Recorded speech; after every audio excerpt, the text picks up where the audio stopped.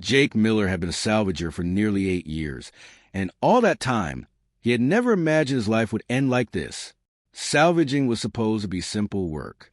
You found old satellites, broken ship parts, and forgotten cargo floating in the dead zones of space. You hauled it back to the station, sold it for scrap, and moved on to the next piece. It was not glamorous, but it paid the bills and kept him among the stars where he belonged.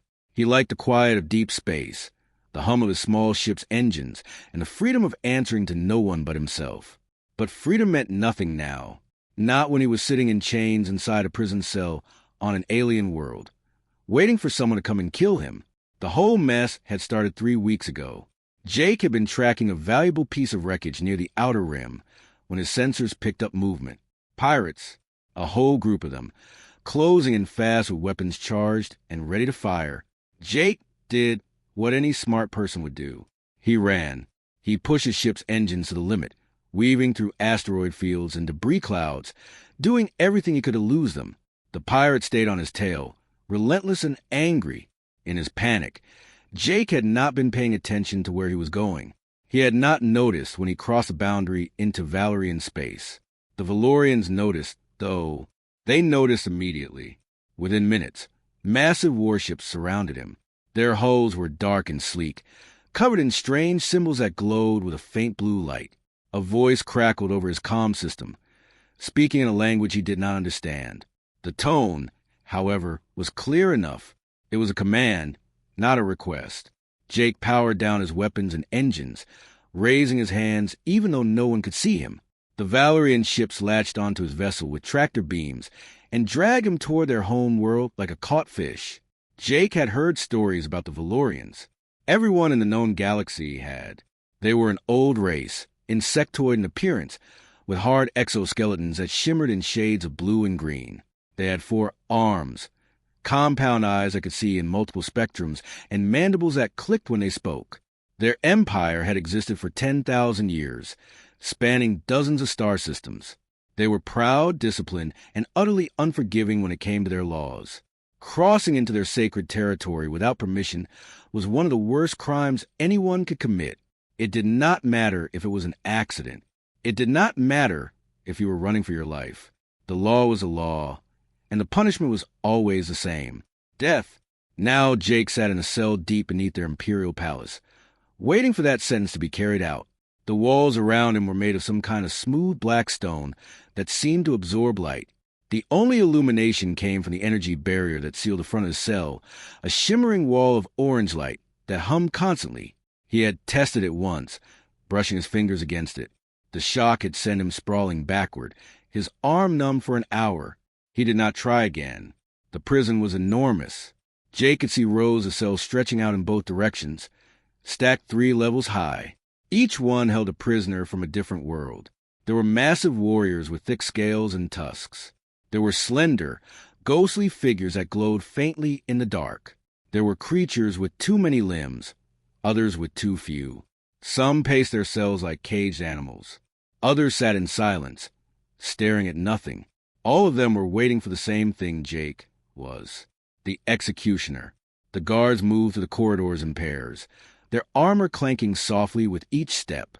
They spoke to each other in their clicking, chirping language, a sound that reminded Jake of insects on a summer night back on Earth. At first, he could not understand a single word. But Jake had always been good at picking up patterns, and he had nothing but time now. He started listening carefully, matching their gestures to their sounds, their expressions to their tones. Slowly, painfully, he began to piece together fragments of meaning. Something was wrong. He could hear it in the way the guards argued with each other, see it in the nervous way they moved. Their usual discipline seemed frayed, replaced by tension and uncertainty. It was a prisoner in the cell next to him who finally explained what was happening. The creature was a Korthan, a species Jake had only seen once before. Korthans were built like walking tanks, with thick gray skin for powerful arms, and a face that looked like it had been carved from stone. This one had scars covering his body, marks of a long and violent life. His name was Garrett, or at least that was the closest Jake could pronounce it. Garrett's voice was deep and rough, like gravel grinding together. He spoke the common trade language that most spacers used though his accent was thick. "You hear them talking, human?" he asked one day, nodding toward the guards. Jake glanced over. "Yeah, can't understand most of it, though." "They are scared," Garrett said with a grim smile. "The Empress is dead. Died 3 days ago. Old age, I think. She ruled for 200 years. Now there is no one to replace her." Jake frowned. "What do you mean? Don't they have kids?" "Family. They have family. Lots of family. 47 members of the royal bloodline." Garrett leaned closer to the energy barrier separating their cells. "But it does not work like that for them. The ruler is not chosen by birth order or by vote. They have this thing, this ancient relic called the Crown of Ascendance. It chooses who rules. It always has." "A crown chooses a leader?" Jake asked, skeptical. "How does that work?" Garrett shrugged, his 4 arms moving in a ripple. "Who knows?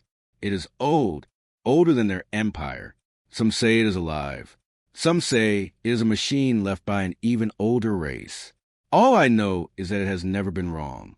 It looks at the royal family and picks the one who is worthy. That person becomes the next ruler.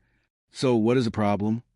"The problem," Garrett said darkly, "is that the ceremony is happening soon, and if the crown does not choose someone, this empire tears itself apart.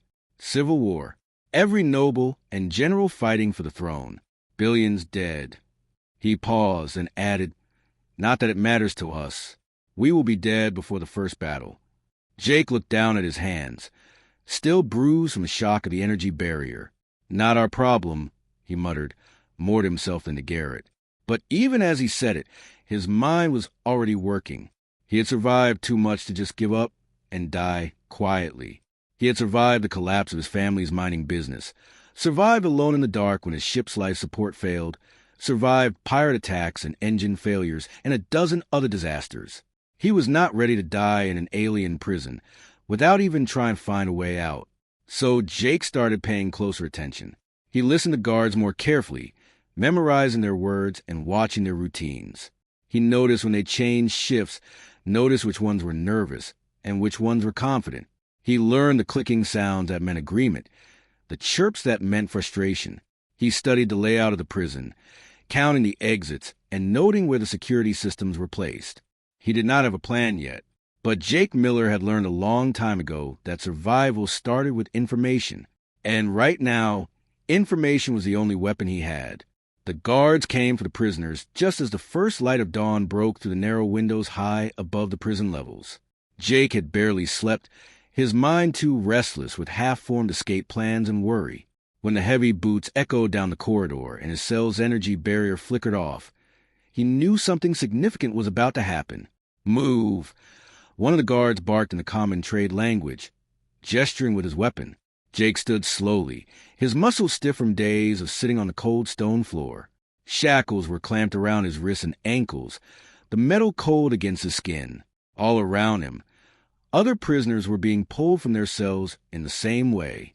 Garrett, the massive Corthan from the next cell, gave Jake a knowing look as they were herded into a line. "The ceremony," Garrett rumbled quietly. "They make us watch before they kill us." One last insult. Jake said nothing, but his heart was pounding. He had heard the guards talking about this. The selection ceremony, where the crown of ascendance would choose the next ruler. The prisoners were to be witnesses, forced to watch the spectacle before being led to their executions immediately after. It was meant to remind them of the Empire's power and permanence, to show them that even in crisis, the Valorians endured. The guards marched them through winding corridors that Jake had never seen before. The prison's dark stone gave way to polished floors that reflected the light like mirrors. The walls became decorated with intricate carvings, showing battles and conquests from the Empire's long history.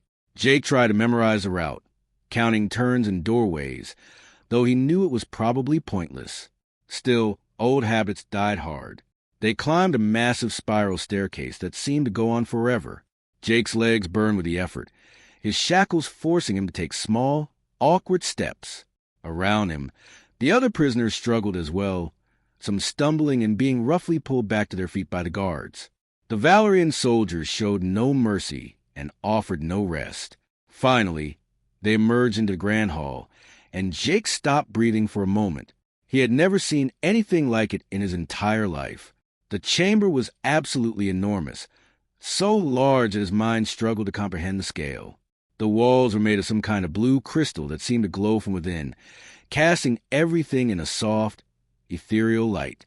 Massive pillars rose toward a ceiling so high that it disappeared into shadows, each one carved with symbols and figures from Valerian mythology. The floor beneath his feet was smooth as glass, decorated with circular patterns that seemed to shift and move when he was not looking directly at them. The prisoners were arranged along one wall, forced to stand in rows with guards positioned every few feet to ensure no one tried anything foolish. Jake counted roughly 100 other condemned souls, representing dozens of different species from across the galaxy. Some looked defiant, others terrified, and many simply looked resigned to their fate. But what drew every eye in the room was the center of the grand hall. 47 Valorians stood there, arranged in a precise semicircle. These were not ordinary Valorians like the guards. These were royalty, and it showed in every detail. Their exoskeletons had been polished until they gleamed like precious metals. Some were deep emerald green, others sapphire blue, and a few were even silver white. They wore elaborate robes made of fabrics that seemed to be woven from light itself, changing colors as they moved. Jewelry adorned their necks, arms, and antennae, gems that Jake could not even name. Each one stood with perfect posture, their compound eyes fixed forward, their faces showing the practiced neutrality of those born to power. Jake found himself counting them. 47 members of the royal bloodline, just as Garrett had said. Young and old, male and female, all waiting for the same thing.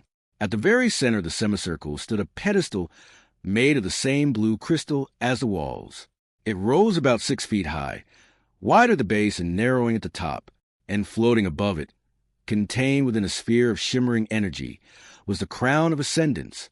Jake had expected a crown to look like the ones he had seen in history books from Earth, gold or silver, studded with jewels, heavy and solid. This was nothing like that. The crown of ascendance looked like it was made of pure light given form. Golden tendrils of energy wove and twisted around each other in an impossibly complex pattern, threaded through what looked like fragments of crystal that caught and reflected the light. The whole thing pulsed gently, rhythmically, like a heartbeat. It was beautiful and terrifying at the same time, and Jake could not look away from it. Standing beside the pedestal was an ancient Valerian unlike any Jake had seen before. Her exoskeleton was pale, almost white, marked with age and wear. She wore robes of deep purple, and around her neck hung a symbol that Jake recognized from the carvings he had seen. A religious symbol. This had to be the high priestess that Garrett had mentioned. Her name was Valera, if Jake remembered correctly. Valera raised all 4 of her arms, and the entire hall fell silent. Her voice, when she spoke, was surprisingly strong for someone who looked so old. She spoke in the Valerian language, her words echoing off the crystal walls. Jake could only catch a few words he had learned, but he understood the ceremony had begun. The high priestess gestured toward the assembled royals and said something that made them all straighten even more. Then she spoke a single phrase that Jake did understand because he had heard the guards say it many times. Let the worthy step forward. The first royal approached the pedestal. He was young, with a dark green exoskeleton and robes of silver. He stopped a few feet from the crown of ascendance and bowed his head. The energy sphere containing the crown flickered, then dissolved. The crown itself began to move, floating down from its position above the pedestal. It hovered in front of the young royal, and rays of golden light shot out from it, scanning him from head to toe. Jake watched, fascinated despite himself. The light pulsed brighter for a moment, and he thought perhaps this was it. The crown had chosen. But then the light faded, and the crown simply floated back to its position above the pedestal. The young royal stepped back, his shoulders slumped in disappointment. The second royal approached, then the third, then the fourth. Each time, the same thing happened. The crown would descend, scan them with its rays of light, then return to the pedestal, without choosing anyone. Rejected, every single one. By the 10th rejection, Jake noticed that the assembled nobles and priests watching from the sides of the hall had started whispering among themselves. By the 20th rejection, the whispers had grown louder, more urgent. This was not normal. This was not how it was supposed to go. The ceremonies continued. Jake watched as royal after royal was rejected by the crown.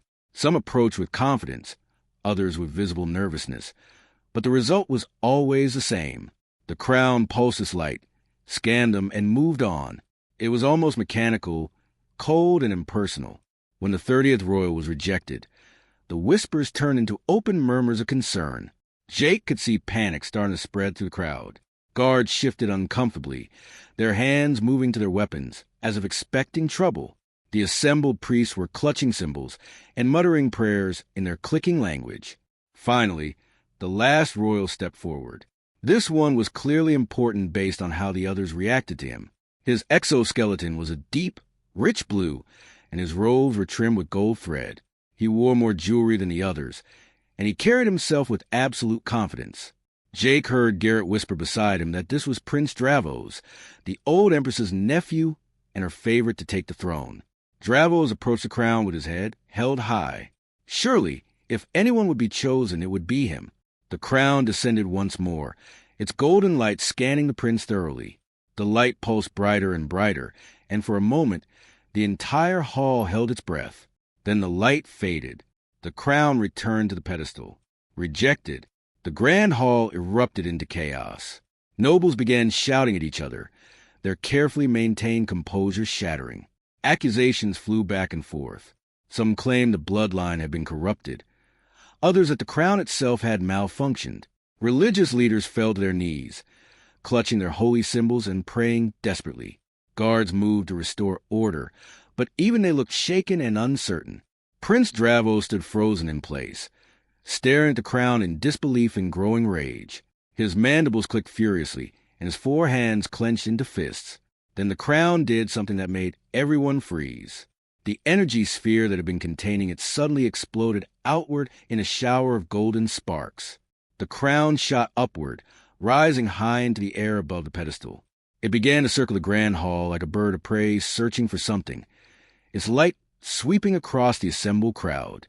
People screamed and dove out of the way as the crown swooped low over their heads. It was searching, actively hunting for something or someone. Jake watched in amazement as it passed over nobles and priests, rejecting them just as it had rejected the royals.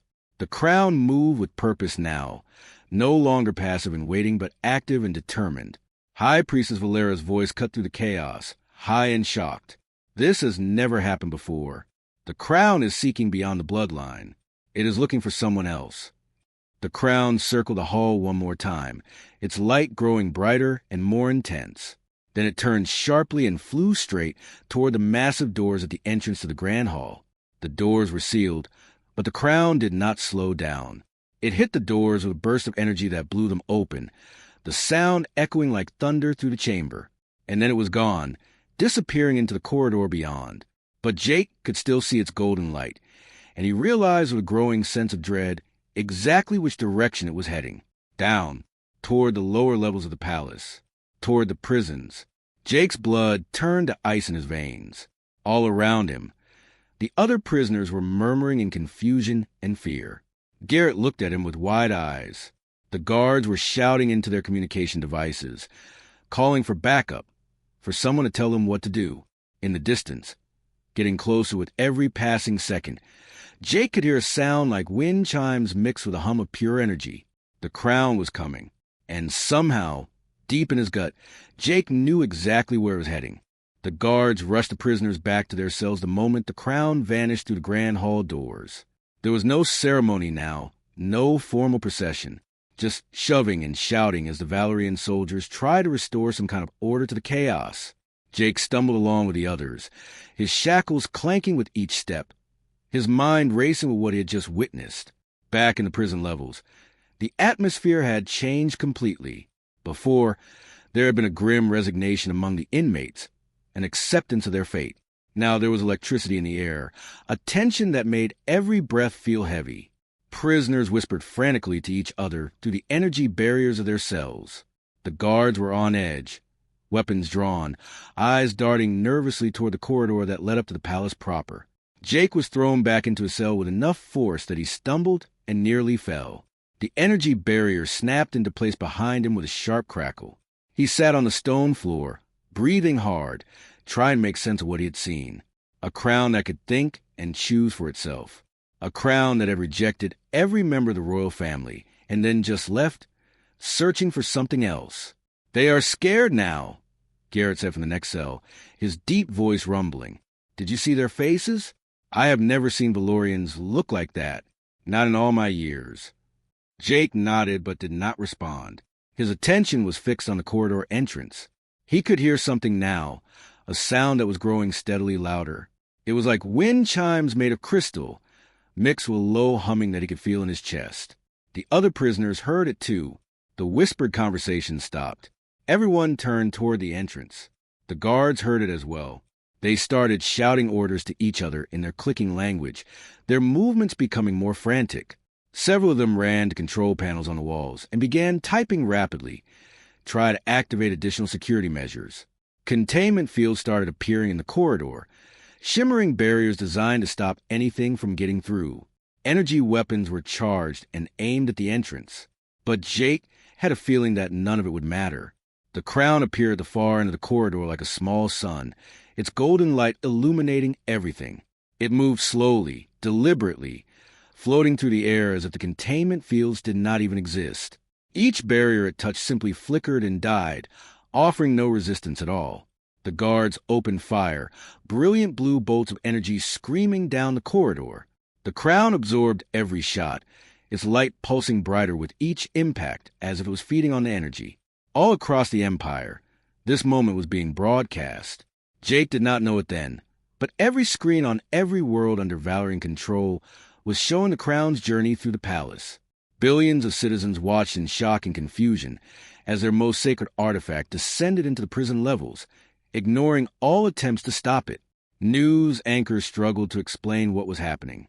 Religious leaders offered frantic prayers. Political analysts debated what it could mean. In the prison, Jake watched the crown drift past cell after cell. It moved with purpose, scanning each prisoner as it went. There was a decorated warrior from the Drellian Confederacy, a species known across the galaxy for their tactical genius. The crown paused at his cell, pulsed its light over him for several seconds, then moved on. There was a scholar from the archive worlds, a species whose people lived for 300 years and spent their entire lives accumulating knowledge. The crown hesitated there as well, its light scanning her thoroughly before continuing forward. It passed captured nobles who had been imprisoned for political crimes, warriors who led rebellions, even a few Valorians who had betrayed the Empire. Some prisoners pressed themselves against the back walls of their cells in fear. Others reached toward the energy barriers hopefully, as if the crown might choose them and set them free. The crown ignored them all. Jake stood in the center of his cell, his heart hammering so hard he thought it might break through his ribs. The crown was getting closer. Cell by cell, it was making its way down the row, and Jake realized with growing certainty that it was heading straight for him. He did not know how he knew. He just did. Garrett's cell was right before Jake's. The massive Corthan stood at attention as the crown approached him, his 4 arms crossed over his chest in a gesture of respect. The crown stopped, its light washing over Garrett's scarred body. For a long moment, nothing happened. Then the crown pulsed once, twice, and moved on. It stopped directly in front of Jake's cell. "No," Jake whispered, shaking his head and backing away until his shoulders hit the far wall. "No way. Wrong guy. You've got the wrong person." The crown pulsed brighter in response, as if it had heard him and disagreed. The energy barrier at Jake's cell, which had shocked him so badly just days ago, began to flicker. The orange light wavered, dimmed, and then simply vanished as if it had never been there. The crown floated forward into the cell, moving slowly and carefully, almost gently. Jake pressed himself harder against the wall. There was nowhere to run, nowhere to hide. The cell was barely 10 feet across. He was trapped, and the crown was coming straight for him. His mind screamed at him to do something, anything, but his body would not move. He was frozen in place, watching as this impossible artifact of light and crystal drifted closer. The crown stopped just inches from his face. Jake could see it clearly now, see the intricate patterns of energy that made up its structure, see the fragment of crystal that seemed to contain entire galaxies within them. It was beautiful and terrifying and it was looking at him. He could feel it somehow, could sense an intelligence behind the light, ancient and vast and utterly alien. Then it moved, settling onto his head as if it belonged there. The world exploded. Light filled Jake's vision. So bright, he thought he might go blind. But it was not just light. It was knowledge, information, history, all of it pouring into his mind faster than he could process. He saw the birth of the Valerian Empire 10,000 years ago, saw the first emperor crowned by this very artifact. He saw wars and treaties, conquests and alliances. He learned the Valerian language instantly, not just the words, but the meaning behind them, the cultural context that gave them weight. He learned their laws, thousands upon thousands of regulations and codes that governed every aspect of their society. He saw battles from the perspective of generals long dead, felt their strategies and decisions as if they were his own. He watched planets fall and civilizations rise. He experienced the slow, grinding stagnation as the empire grew older and more set in its ways, refusing to change, crushing innovation, punishing anyone who thought differently. He felt the weight of tradition becoming a chain, progress becoming impossible under the burden of 10,000 years of history. And he felt the previous rulers, every single one who had worn this crown before him, their thoughts, their fears, their hopes. They were not alive anymore, not really, but echoes of them remained in the crown's memory. They looked at Jake through the ages, these alien emperors and empresses, and he felt their judgment, their curiosity, their confusion at what the crown had chosen. It was too much, far too much for any human mind to hold. Jake felt like his skull was going to split open from the pressure of it all. He tried to scream, but could not find his voice. The light kept pouring in, relentless and overwhelming. Then, as suddenly as it had started, it stopped. Jake collapsed to his knees, gasping for air like a drowning man breaking the surface. The crown sat on his head, warm and alive, its light now a gentle pulse instead of the overwhelming flood it had been moments ago. He could feel it there, could sense it as if it was a part of his own body. It had bonded with him, permanently. Slowly, Jake became aware of his surroundings again. The cell, the prison, the guards staring at him through the open doorway with expressions of absolute horror on their alien faces. He looked up at them, and the Valerian language came to his lips as naturally as English. "What have you done to me?" he asked in their tongue. The guards did not answer. They could not. They just stared, their weapons lowered, their training forgotten in the face of something their entire culture had told them was impossible. Then the shouting started, guards yelling into their communication devices, alarms blaring throughout the prison, footsteps pounding down the corridors as more soldiers arrived. And through it all, Jake sat on the floor of his cell with a crown of living light on his head, trying to understand what his life had just become. High Priestess Bolera arrived within minutes, moving faster than Jake would have thought possible for someone so old. She was surrounded by temple guards in ceremonial armor, and behind them came a squad of regular soldiers with weapons ready. She stopped at the entrance to Jake's cell, staring at it with all four of her compound eyes wide with shock. "A human," she said, her voice barely above a whisper. "The crown has chosen a human." More footsteps echoed down the corridor. Prince Dravos appeared, his blue exoskeleton gleaming in the light from the crown. His face was twisted with rage. In one of his four hands, he held a ceremonial blade, its edge shimmering with energy. Several nobles and military officers followed behind him, their expressions ranging from confusion to fury. "This is an abomination."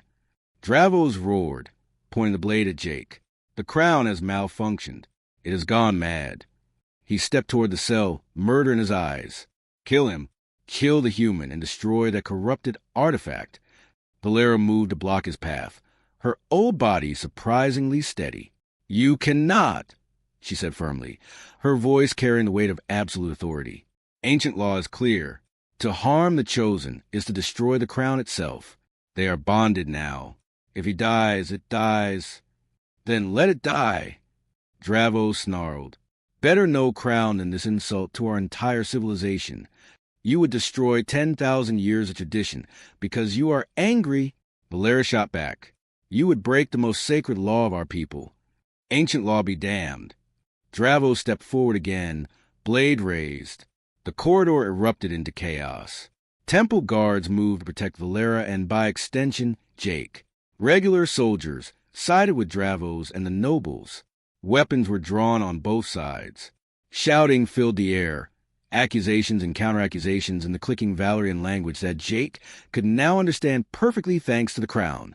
Half the military supported the High Priestess and the ancient traditions that said the crown's choice was absolute. The other half supported Prince Dravos and the royal family, believing that a human could never be allowed to rule. Officers were screaming contradictory orders. Soldiers were aiming weapons at each other instead of at prisoners. And at the center of it all sat Jake Miller, a salvager from Earth who had just been trying to make a living in the empty spaces between stars. The crown pulsed gently on his head, warm and steady, as the Valerian Empire tore itself apart around him. The standoff in the prison corridor lasted for 3 days. Not a single person moved from their positions. Temple guards faced off against royal soldiers, weapons drawn but not yet fired. High Priestess Valera stood her ground, protecting Jake with the weight of ancient law. Prince Dravos and his supporters remained equally unmoved, demanding that the human be executed and the crown destroyed if necessary. Outside the palace, the entire empire was falling apart. Riots broke out in the streets of the capital city as citizens chose sides. Some believed the crown was sacred and its choice absolute. Others believed allowing a human to rule was an insult that could never be tolerated. Military commanders across dozens of star systems were declaring loyalty to different factions. Ships were moving into position for battles that had not yet started but seemed inevitable. The empire that had stood for 10,000 years was hours away from civil war. Jake sat in his cell through all of it, the crown still resting on his head, its warmth a constant reminder of the impossible situation he was in. He could hear everything happening outside, could understand every word now thanks to the knowledge the crown had poured into his mind. He listened to the arguments, the threats, the desperate negotiations, and he realized that unless someone found solutions soon, millions of people were going to die because of him. It was Valera who finally proposed a compromise. Her old voice cut through the shouting with surprising strength. "There is a way to settle this that honors both tradition and your concerns," she said, addressing Prince Dravos directly. "The trials of ascendance." The corridor went silent. Every Valerian present knew what she was talking about. The trials were ancient, designed thousands of years ago to test whether a chosen ruler was truly worthy of the crown. They had not been used in over 2,000 years because the crown's choice had never been questioned before. But they still existed in the law books, still carried the weight of sacred tradition. 3 tests, Valera continued. Wisdom, strength, and spirit. If the human passes all 3, you must accept him as the crown's true choice. If he fails even one, he dies, and the crown will be free to choose again. Prince Dravos considered this, his mandibles clicking thoughtfully. Finally, he nodded, agreed, but know this, human. He turned his compound eyes toward Jake. No outsider has ever survived the trials. Not in our entire history. When you fail, and you will fail, the crown will choose properly from the royal bloodline. Jake stood up slowly, his legs shaky from 3 days of sitting. The crown pulsed gently on his head. "And if I pass?" he asked, his voice stronger than he felt. Dravos' expression was cold and certain. "You will not." The first trial took place in the Hall of Judgment, a massive chamber where the Empire's most complex legal cases were traditionally decided. Jake was led there in chains, though the crown remained on his head. The room was filled with Valerian scholars, legal experts who had spent their entire long lives studying the Empire's laws. They watched him with a mixture of curiosity and contempt as he was brought before a raised platform. An elderly scholar named Rothheck explained the trial. "You will be presented with a legal dispute. You must resolve it using Valerian law. You have 1 day." He gestured, and 3 holographic displays appeared in the air, each one showing a different alien species. These 3 civilizations have been in conflict over trade rights for 6 generations. The dispute involves 17 different treaties, 43 legal precedents, and over 200 violations of Valerian commercial law. Solve it. The scholars clearly expected Jake to fail immediately. This was not just a legal problem. It was a tangled mess of history, culture, and pride that had defied solution for over a century. Even experienced Valerian judges had given up trying to resolve it, simply enforcing the status quo through military force. Jake spent the first few hours just reading.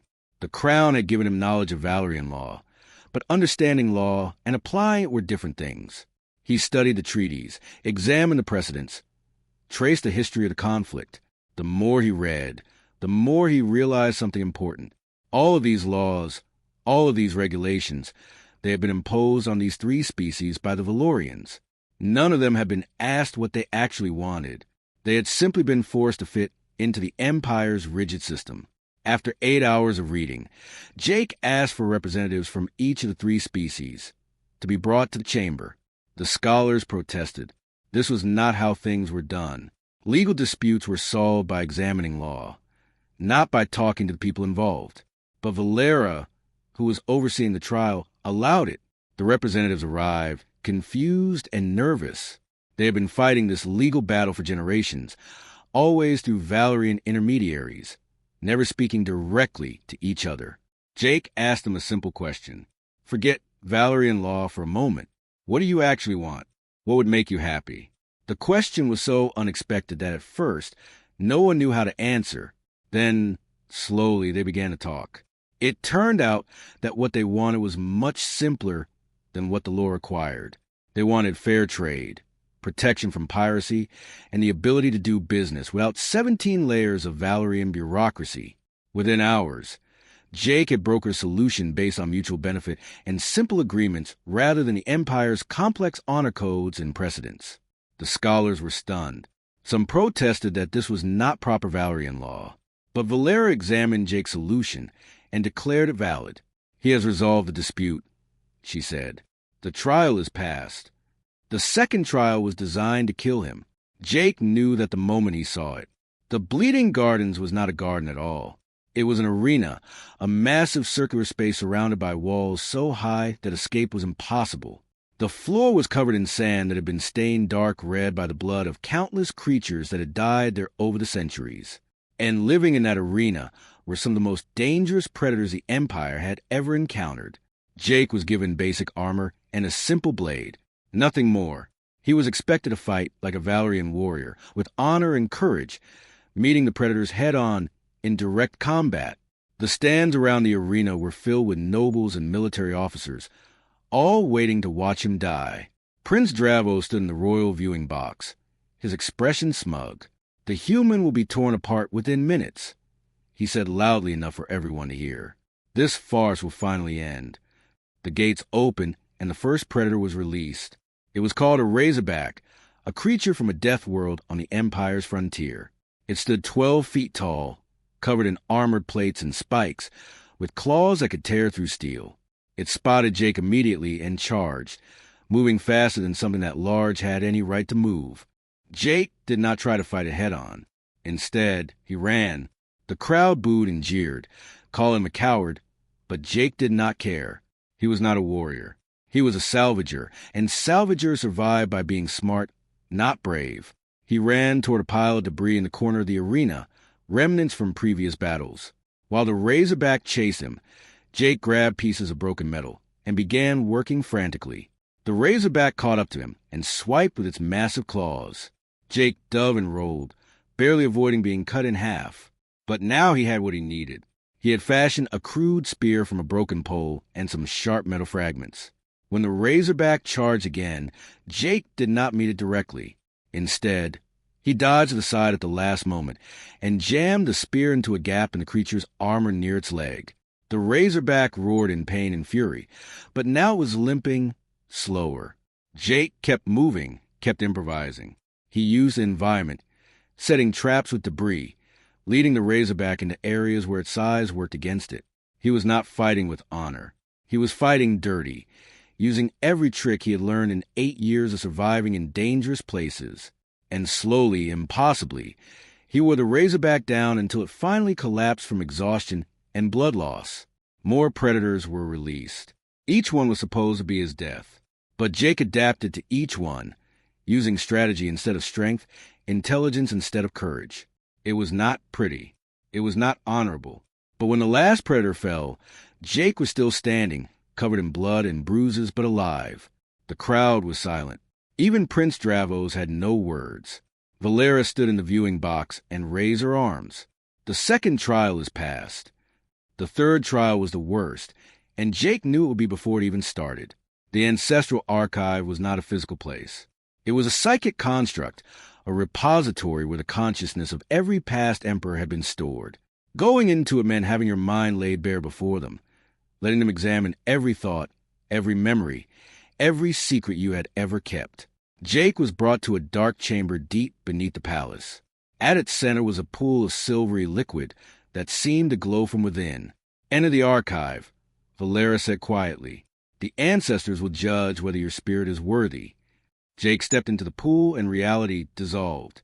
He found himself standing in a void, surrounded by shapes that might have been Valerian or might have been something else entirely. These were the ancestors, the emperors and empresses who had ruled for 10,000 years. They spoke directly into his mind, their voices layered and echoing. They showed him humanity's worst moments, and they held nothing back. Wars that killed millions, weapons that poisoned entire worlds, slavery, genocide, cruelty inflicted on a scale that made Jake want to scream. They showed him Earth's dying ecosystems, its polluted oceans, its atmosphere slowly cooking the planet. They showed him humanity's violence, its short-sightedness, its capacity for hatred and destruction. "This is what you are," the ancestors whispered. "This is your nature. Violent, destructive, unworthy to lead anything, let alone an empire that has endured for 10,000 years. You are children playing with weapons you do not understand." Jake did not argue with them. He did not try to defend humanity's crimes or make excuses. "You are right," he said to the ancient minds surrounding him. "We have done terrible things. We are young. We are violent. We make mistakes that cost millions of lives." The ancestors seemed satisfied, ready to reject him. But Jake was not finished. "But we learn," he continued. "Every mistake we make, we study it. We try to understand why it happened and how to prevent it from happening again. We adapt. We change. We grow."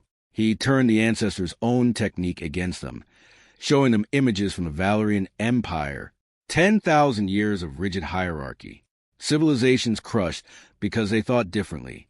Innovation punished because it challenged tradition. Species enslaved and forced to follow Valerian ways. An empire that had stopped evolving, that had become so obsessed with preserving what it was that it could not become what it needed to be.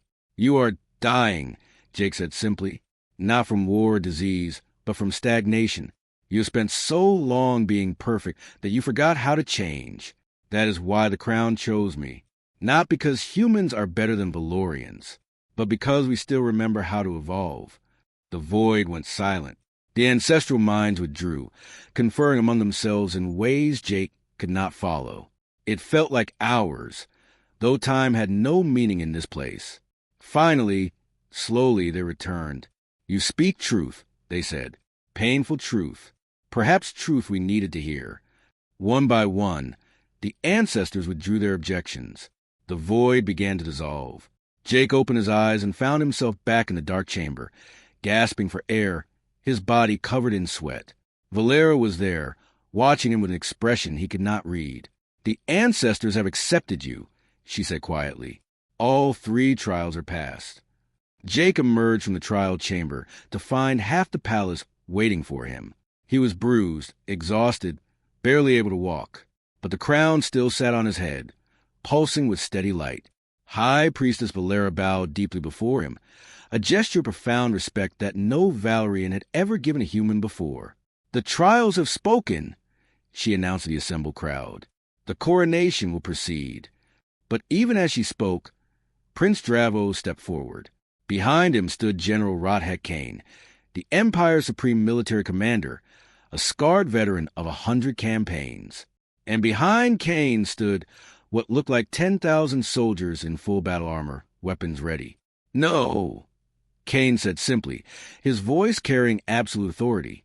"It will not." The palace transformed into a war zone so quickly that Jake barely had time to understand what was happening. Within hours of his successful completion of the trials, General Rodhek Kane made his move. Kane was a legend in the Valerian military, a commander who had fought in more battles than Jake had years of life. He was massive even for a Valerian, his exoskeleton covered in scars from 100 campaigns, his forearms each capable of wielding a weapon with deadly precision.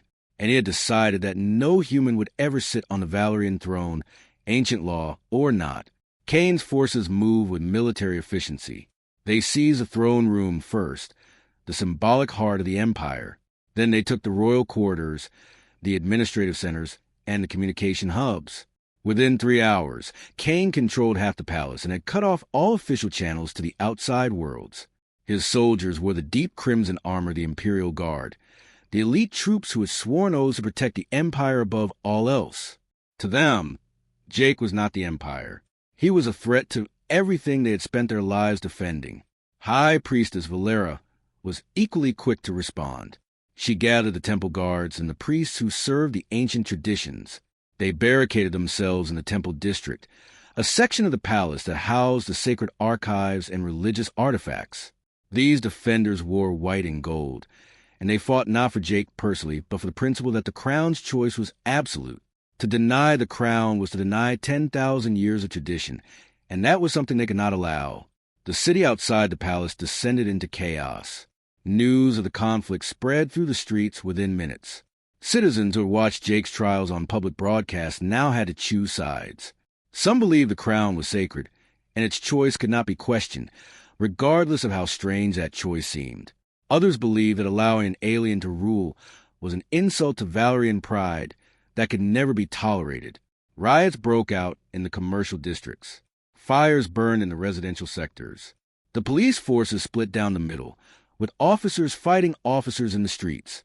Across the Empire, on hundreds of worlds and thousands of ships, military commanders faced impossible decisions: support the traditions and accept the human emperor, or support the royal family and risk destroying the very artifact that had guided the Empire for millennia.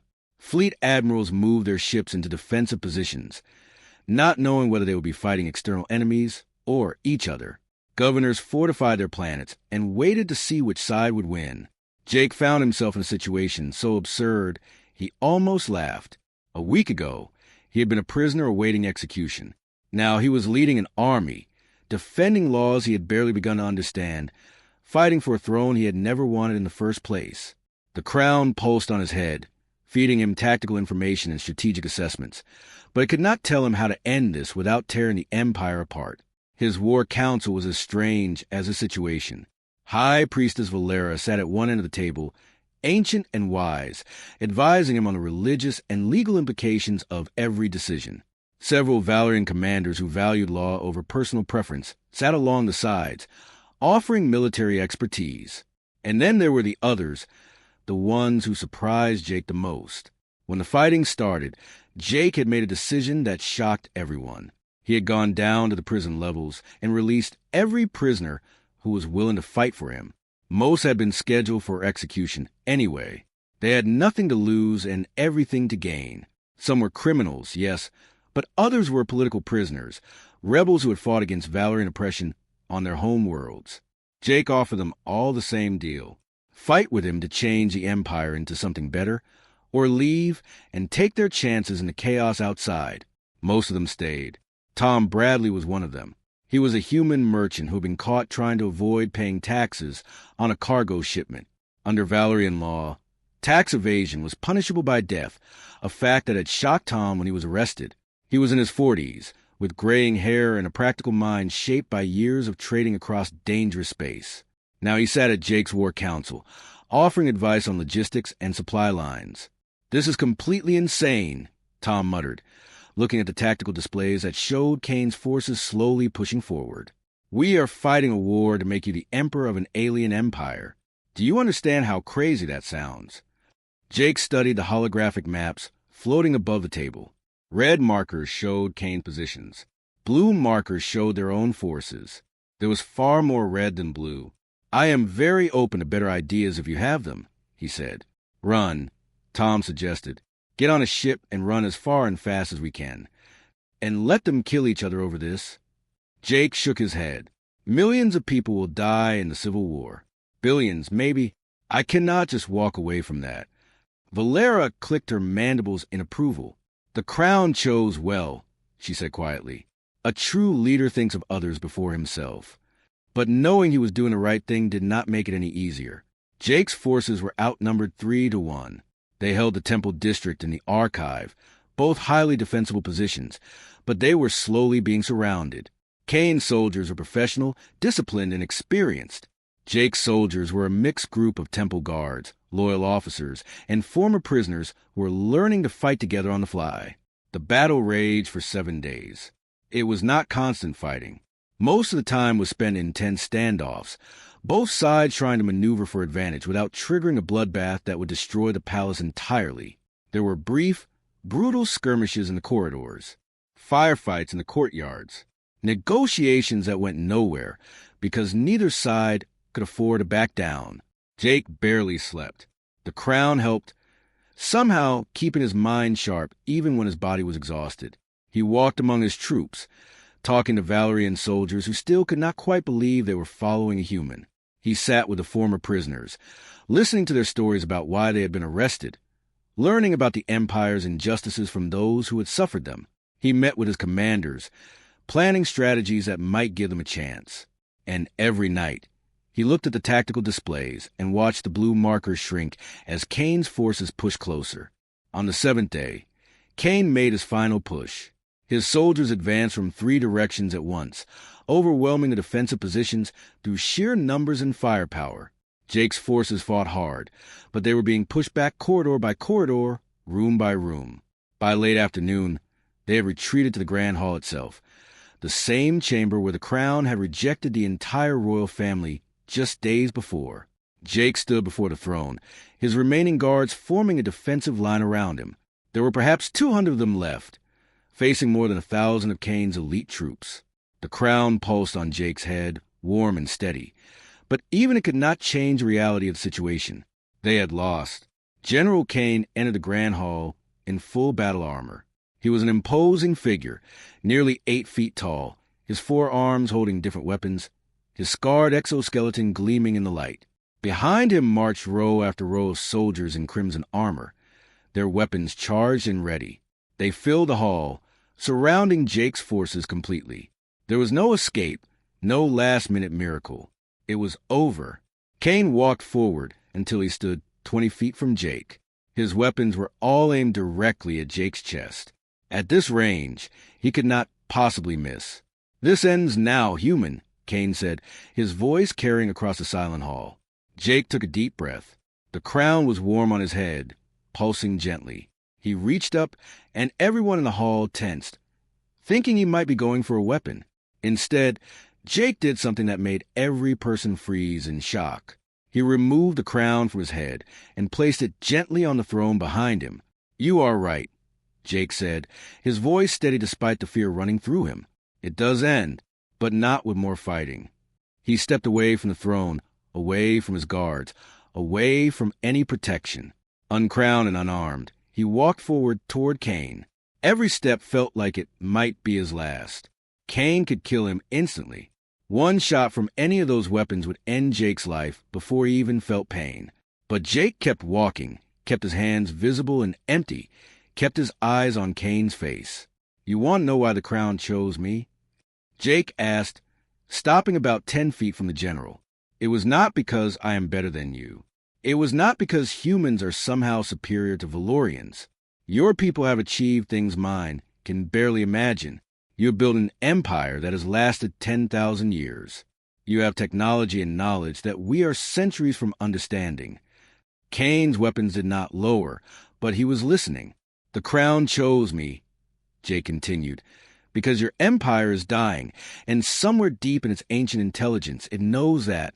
Not dying from external threats or military defeats. Dying from the inside, from stagnation." He gestured around the Grand Hall, at the beautiful crystal walls and the ancient carvings. 10,000 years of the same hierarchy, the same rules, the same belief that Valorians are superior to every other species in the galaxy. You have conquered 100 different civilizations, encountered 100 different ways of thinking and living and solving problems. And you learned nothing from any of them. You just forced them all to become like you. "Our way has kept the Empire strong for 10,000 years," Kane said. but there was less certainty in his voice now. Your way has kept the Empire frozen for 10,000 years, Jake corrected. You turned strength into stagnation. You turned pride into arrogance. You built something amazing and then refused to let it grow or change because you were too afraid of losing what you already had. He took another step closer. Kane's weapons tracked his movement, but still did not fire. You think accepting me as Emperor would make you weak. I think the opposite. I think clinging to the old ways when they clearly are not working anymore, that is weakness.